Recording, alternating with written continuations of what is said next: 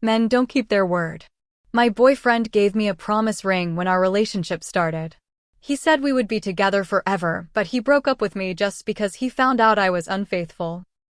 I still love him. The silence of the apartment is what hurts the most. It's a new heavy silence, full of unspoken words, and a final decision that was not mine to make. Just an hour ago, Nicholas closed the door behind him, and the click of the lock resonated like a gunshot in my chest. There were no screams, no broken plates, no movie drama that one would expect. Just an icy emptiness and a calm that felt worse than any fury. And here I am sitting on the sofa we chose together, looking at my left hand. The promise ring is still there. A thin, shiny silver circle that now feels like a handcuff. He gave it to me 6 months after we started dating. A promise that this is forever, he told me. What does forever mean if it can be broken by a single mistake? I don't understand how we got to this point. I mean, I understand it, but I don't accept it. Nicholas's face when he left was not angry. It was worse. It was an empty face, as if someone had turned off a light inside him. That's what kills me, that he didn't even have the decency to fight for us. He just gave up. I can't. That's the only thing he kept repeating. I just can't look at you the same way. And me, does he even think about what I can or cannot do? I can forgive. I can understand that relationships are imperfect, that people make mistakes. I was willing to fight. He instead chose the easy way out, to run away. And he left me here with the rubble of a life that he himself promised to build with me. People don't understand. They think that infidelity is the capital sin, the end of everything, but they are wrong. Infidelity is a symptom, not the disease. It's a red flag that screams that something is not right. For months I felt like I was drowning, that our relationship had become a comfortable but suffocating routine. I told him, of course. I tried in my own way, with hints, with sighs, with nights when I would stare at the ceiling wishing I could feel something, anything. But Nicholas is good. He's Nicholas, stable, predictable, safe. He saw my restlessness as a passing bad mood, not as a deep crack that was opening under our feet. Now every object in this living room screams his name. The blanket on the armchair that he bought me because I'm always cold. The movie collection that we organized by genre one Sunday afternoon. The photo on the shelf of our first vacation, the two of us smiling, oblivious to the fact that that happiness had an expiration date. And he just leaves and leaves all this behind, as if it meant nothing, as if 5 years of history could be erased by a single night. Doesn't he realize that my mistake was precisely a consequence of feeling that I was losing him in the monotony? It was a desperate and wrong way to shake things up, to feel alive again. I cling to the idea that this is just a visceral reaction. He's hurt, of course, I understand that, but true love, the kind that is sealed with a promise, should be stronger than hurt pride. It should have the ability to analyze, to ask why this happened, instead of just sentencing it's over. But he didn't ask, he just saw the message and passed sentence. I became the villain of a story that until that moment we had written together. He didn't give me the chance to defend myself, to explain the context, the emptiness I felt. He just judged me. So here I am with his promise ring still on my finger. I'm not going to take it off.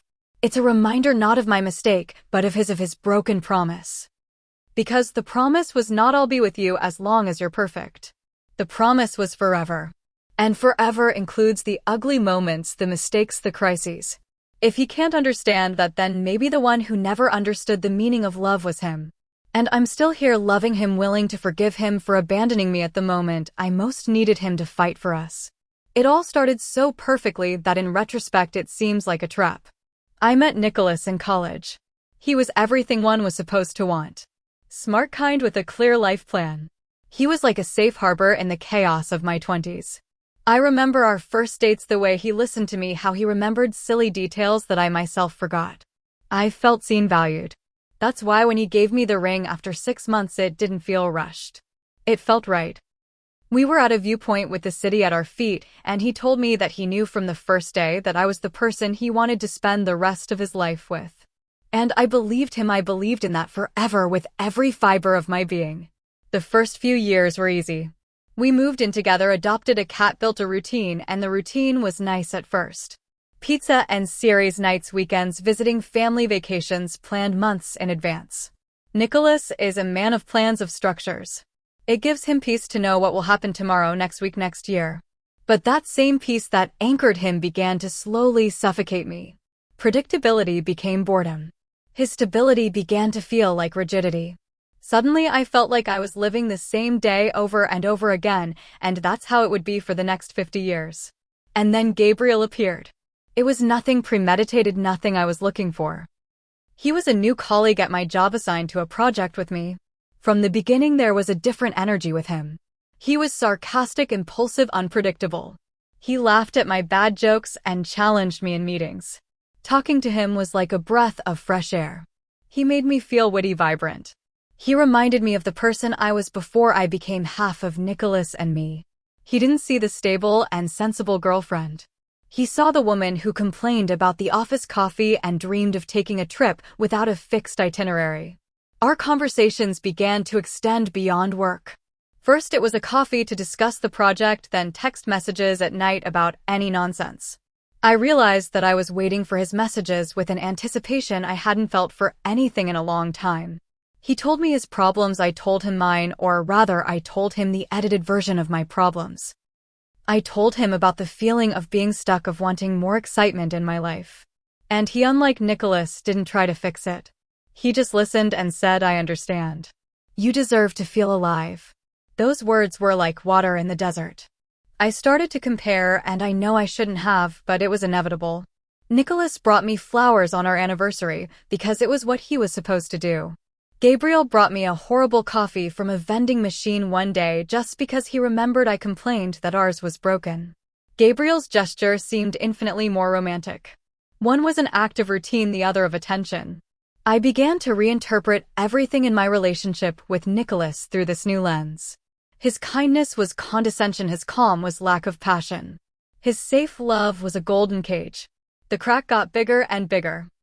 I would come home after laughing out loud with Gabriel during lunch and find Nicholas preparing dinner, the same dinner we had every Tuesday. And instead of feeling gratitude, I felt a pang of resentment. Why couldn't we be spontaneous? Why did everything have to be so flat? I felt guilty. Of course, a small knot in my stomach that reminded me that I was crossing a line, but I silenced it by telling myself that I wasn't doing anything wrong. It was just a friendship. It wasn't my fault that a friend gave me the spark that my boyfriend had let die out. The transition from friendship to something else was so gradual that I almost convinced myself it wasn't happening. It started with work lunches turning into drinks after the office. Just one to unwind, we would say, but one drink would turn into two, and conversations about work would transform into confessions about life, dreams, and disappointments. With each encounter, the barrier between us became thinner. Gabriel had a way of looking at me as if he were deciphering a secret that made me feel both exposed and completely understood. It was addictive. The physical contact began subtly. A brush of hands when passing a document, his hand on the small of my back to guide me through a crowded bar. Each touch was like a small electric shock, a reminder of a part of me that had been dormant for years. I remember one night in particular. It was pouring rain and we shared a taxi. In the darkness of the car, his knee brushed against mine. Neither of us moved.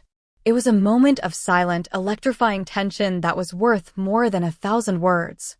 Nothing else happened, but when I got home and saw Nicholas asleep on the sofa, I felt like a stranger in my own life. Guilt was a frequent visitor, but I learned to rationalize it. I told myself that this wasn't really about Gabriel, but about me. It was my journey of self-discovery. Nicholas didn't have to suffer for my internal confusion, so lying became second nature. I have a work dinner. The project ran late. I went out with the girls. Each lie was in my mind a small act of protection towards Nicholas. I was protecting him from a truth that he wouldn't understand, a truth that I didn't even fully understand myself. I was trying to manage the situation to keep my two worlds separate until I could figure out what I really wanted. The point of no return came on a Thursday night. We had had an incredibly stressful presentation at work, and we decided to go celebrate. The drinks flowed, the music was loud, and the euphoria of success enveloped us. Gabriel told me that he had never met anyone like me, that my energy lit up any room. And at that moment, under the dim lights of the bar, his words felt like the most absolute truth in the universe. I felt special, powerful, desired, everything I hadn't felt with Nicholas in years. When we left the bar, it started to rain again. We took refuge under the awning of a store, and between laughs, he brushed a wet strand of hair from my face. His hand lingered on my cheek, and the look in his eyes changed everything, and it just happened. He kissed me, and I kissed him back. It wasn't a tender or romantic kiss. It was a desperate, hungry kiss, as if we had both been holding our breath for months and could finally exhale. In that kiss there was no logic, no future, there was only the present, the raw emotion, and the release of all the accumulated tension. That night when I got home, Nicholas was already in bed. I tiptoed into the room and watched him sleep. His breathing was calm and steady, the personification of the peace that I had just blown to smithereens. For a moment the weight of what I had done crushed me. I saw the ring on my finger shining faintly in the moonlight. But then a thought broke through, a justification that felt like a lifesaver. This was what I needed to know what was wrong. It wasn't a betrayal, it was an experiment. I had to go to the limit to understand where the boundaries of my own happiness were. It was a painful but necessary step to eventually be able to fix things with Nicholas. The house of cards I had so carefully built collapsed in the most stupid and cliché way possible because of a text message. I had come home exhausted after a long day. Nicholas and I were watching a movie, or at least he was watching it. I was half absent thinking about a conversation I had had with Gabriel that day. I got up to get a glass of water and left my phone on the coffee table. I don't know why I did it. I'm usually much more careful. I guess a part of me got tired of always being on alert. When I returned to the living room, the movie was paused and Nicholas had my phone in his hand. The expression on his face I will never forget. It wasn't fury, not even surprise. It was a kind of desolate confirmation, as if he had suspected something for a long time and finally had the proof he didn't want to find. He looked up and looked at me. He didn't say anything. He just showed me the screen. It was a message from Gabriel. I can't stop thinking about last night. There was no way to misinterpret it. My first reaction, shamefully, was not remorse. It was a wave of anger. How dare he check my phone? Where was my privacy? What are you doing? You have no right to look at my things, I snapped. My voice sounded sharper than I intended. The best defense is a good offense, right? But my offensive crashed against a wall of silence. He simply left the phone on the table as if it were burning him. Since when? Anna, he asked. His voice was barely a whisper. The use of my name instead of one of the affectionate nicknames he always used hit me like a slap. This was no longer my Nicholas, he was a stranger. That's when I started to stumble over my words, trying to weave a narrative that could save us. I told him it wasn't what it seemed, that Gabriel and I were just friends, that I had had too much to drink, that it was a stupid mistake, that it meant nothing. I told him about how I had felt lonely and bored, about how our relationship had become stagnant. I tried to make him see that he also had part of the blame, that his complacency had pushed me to seek attention elsewhere. I wasn't asking for forgiveness, I was presenting my case, hoping that the logic of my pain would eclipse the illogic of my actions. He listened to me patiently without interrupting me with that terrifying calm. When I finished my desperate monologue, he remained silent for what seemed like an eternity. Then he slowly shook his head. Nothing you say justifies this, he said. You could have talked to me. You could have left, but you chose to lie to me and betray me in our own house, in our own bed. Each word was precise, calm, and absolutely devastating. There was no room for debate, there were no cracks in his conviction. That's when I played my last card, the most desperate one. I showed him my hand, the ring, and the promise. What about our promise, Nicholas? You promised we would be together forever.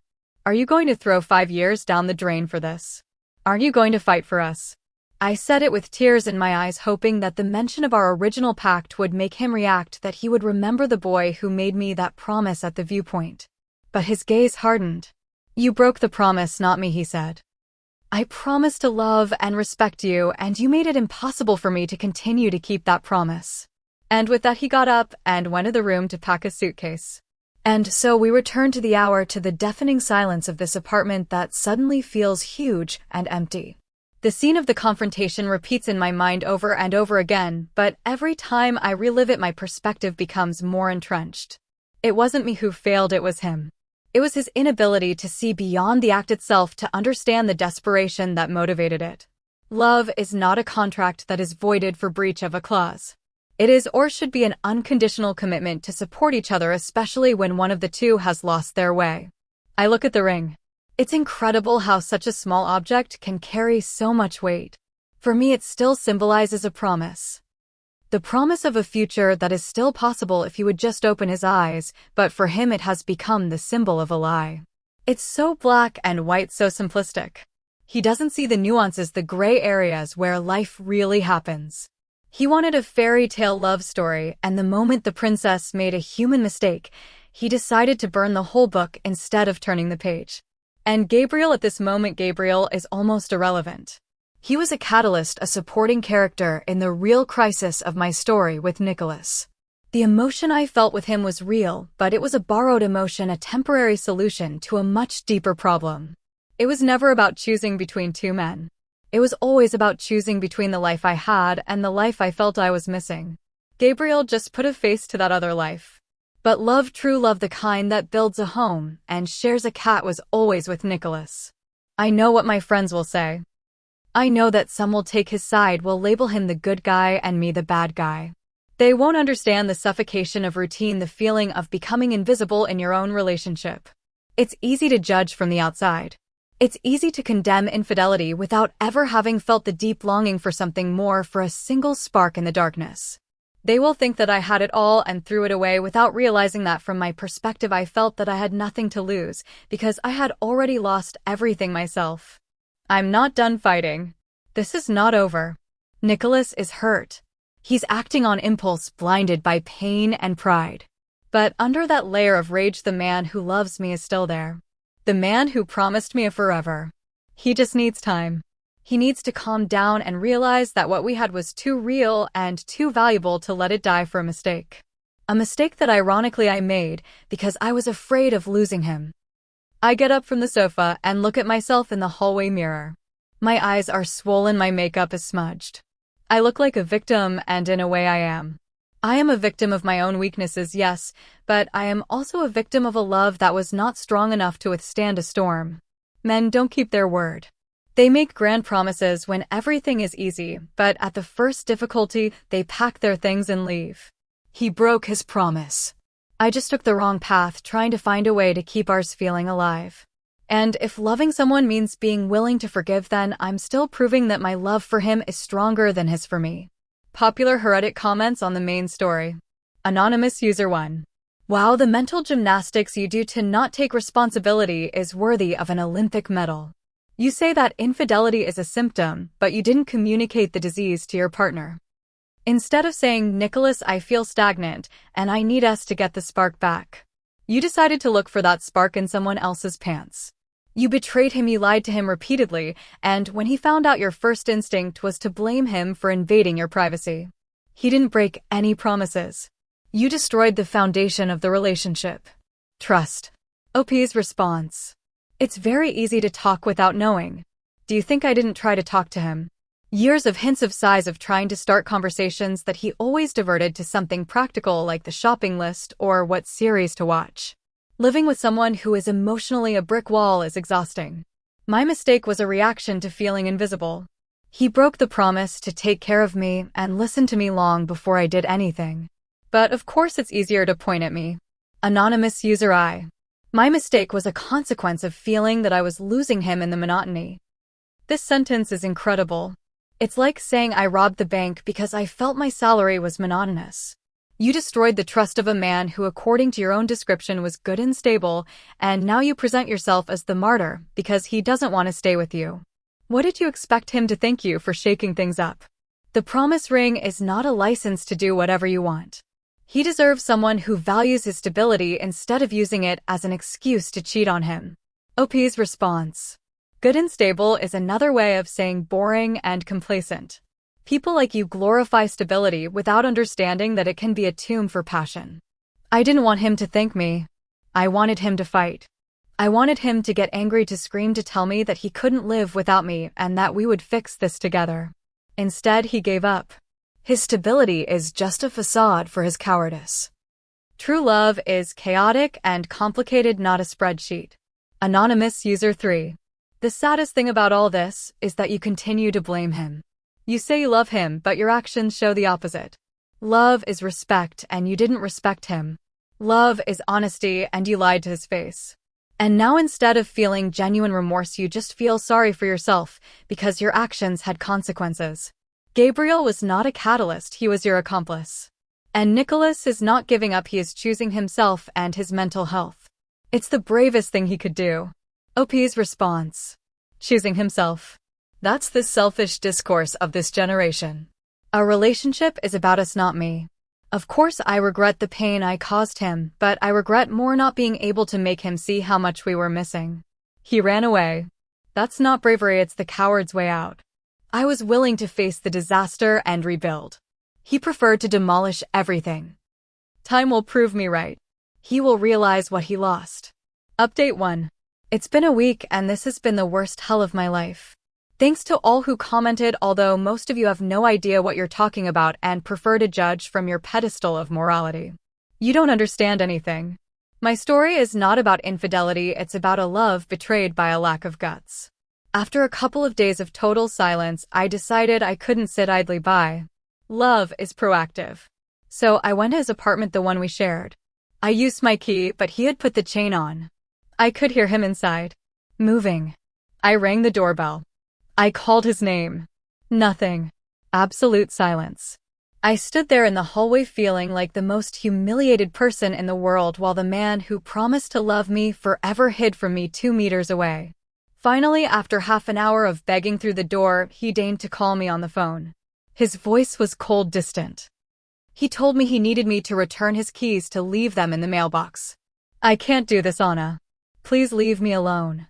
He told me. Leave him alone. After 5 years, I told him I loved him, that we could fix it, that we would go to therapy, whatever. He just kept repeating the same thing like a broken record. You broke my trust. There's nothing to fix. It's incredible how he can erase 5 years of history, of laughter, of support, of love for a single mistake. It's as if all the good I did never existed. To make matters worse, his sister called me. I always knew she didn't like me. I always felt her critical glances at family dinners. She yelled at me on the phone, calling me everything, telling me I had destroyed her brother, that she found him crying like she had never seen him before. And of course I'm the bad one, I'm the monster. No one asks why Sufano was so emotionally inaccessible that his girlfriend had to seek comfort elsewhere. I told her she knew nothing about our relationship, to mind her own business. Obviously she's using this as an excuse to confirm all the bad things she always thought of me. She's a harpy, she always has been, and now she's enjoying my downfall.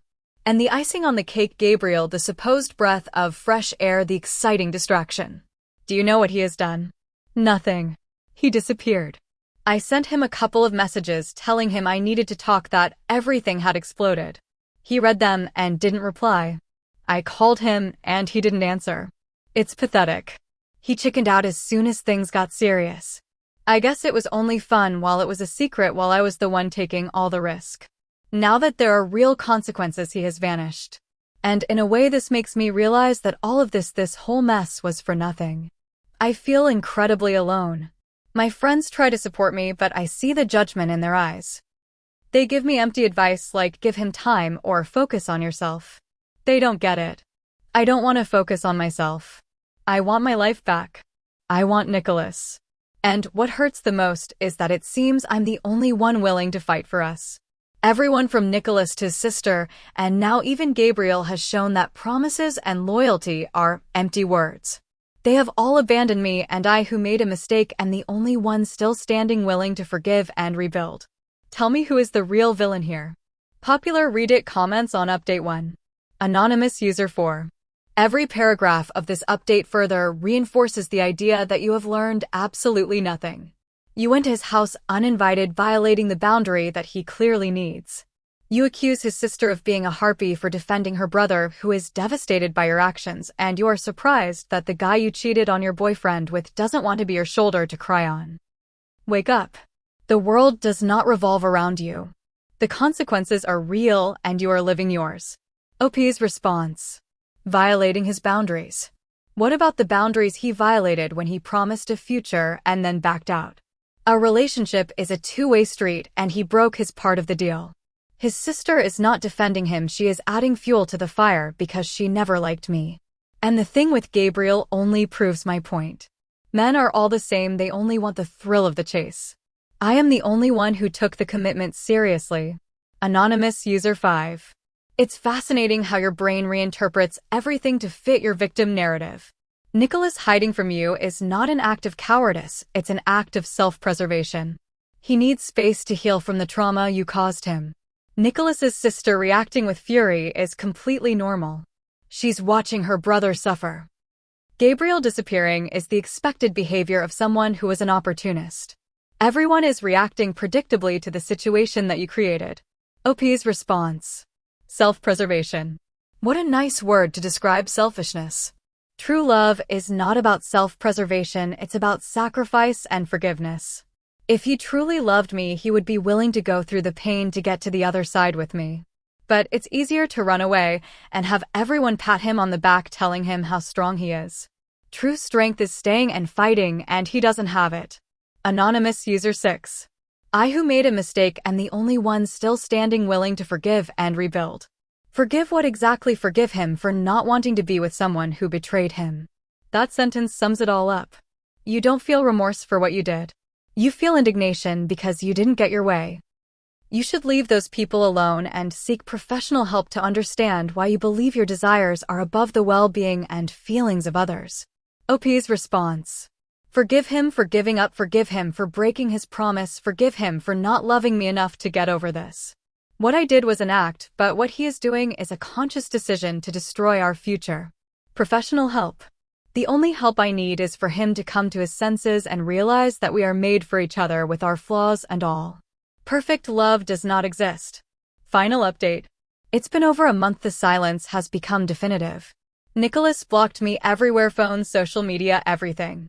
Any avenue of communication I had with him has been cut off.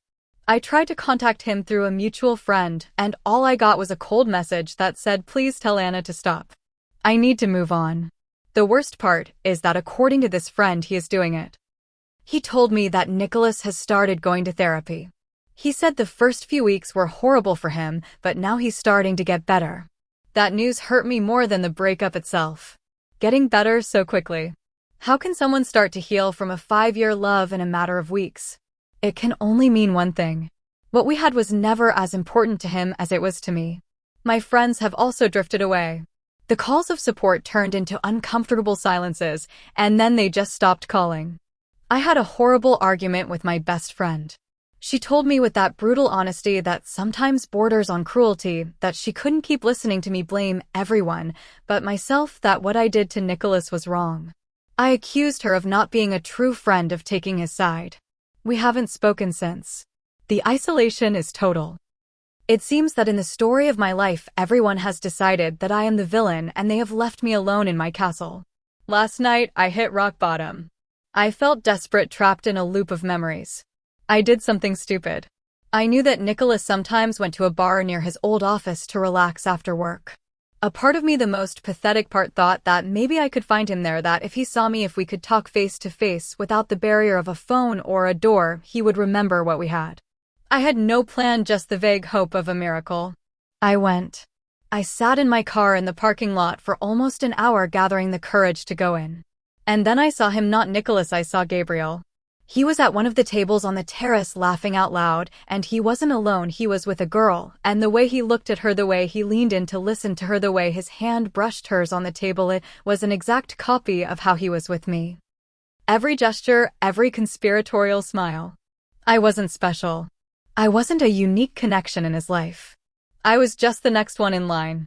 Another piece in his game. Seeing him there so happy, so carefree while my life was in ruins was like having a bucket of ice water thrown over me. I stood there in the darkness of my car watching them, and for the first time in weeks, Nicholas's face was not the first thing that came to my mind. I just felt an immense emptiness. The engine of my whole justification, the idea that my affair was a search for a special connection, crumbled in an instant. There was no special connection, there was only a lie that I told myself so I could sleep at night. I felt incredibly stupid. I finally started the car and left. I drove aimlessly for a while until I parked on a quiet street. I put my hand out the window and looked at the promise ring shining under the light of a streetlight. All this time it has been my anchor, my proof that I had the right to be indignant. The proof of his broken promise. With the fingers of my other hand I took it off. It felt strange, my finger naked and cold. I didn't throw it away. I didn't feel the release I expected. I just put it in the cup holder and realized the final truth. The problem wasn't that Nicholas was too predictable or that Gabriel was a liar. The problem was never the world. I've been looking at everything through a warped mirror. Promises are not lies that men use. They're fragile and require two people to take care of them. And I took ours and shattered it, and now I have to live with the pieces. Popular Reddit comments on the final update. Anonymous User 7. This is the saddest update and at the same time the most hopeful. It seems you have finally started to see things as they are without the filter of self-justification. Seeing Gabriel forced you to face the reality of your actions. It hurts, and it's going to hurt for a long time, but this is the first real step towards healing. It's no longer about Nicholas or Gabriel, it's about you and understanding why you did what you did. OP's response. I don't know if it's hopeful. It feels like falling into a void. For weeks I've been angry, and the anger was like a fuel. Now there's just nothing, silence and the echo of all my bad decisions. You say it's the first step, but I have no idea where to go from here. Thanks for your words. I guess. Anonymous User 8. I'm glad Nicholas is in therapy and getting better. He deserves it, and you deserve to find peace, but that will only happen when you fully accept your responsibility. The moment you took off the ring was symbolic. You didn't throw it away, which means a part of you still clings to what was. Let it go. Let go of the idea that you can fix it. Accept that it's over and start the hard work of fixing yourself. OP's response. You're right. I didn't throw it away. I think a part of me still can't accept that something that was so real can disappear forever. You're right about everything. It's just that accepting it feels like admitting that I'm a bad person, and that's very hard to swallow. Anonymous User 9. Your story is a brutal reminder that actions have lasting consequences. You have lost your partner, your friends, and most importantly, you have lost yourself in a labyrinth of lies. The revelation about Gabriel was necessary. Sometimes we need a slap of reality to wake up. I hope you use this moment of clarity not to feel sorry for yourself, but to start real change. You have a long road ahead. OP's response. I've lost myself. That's exactly what it feels like. I don't even know who I am without him, without the life we had. And now I realize that the person I became to justify all this I don't like. I don't know what to do now, but I know I can't go on like this.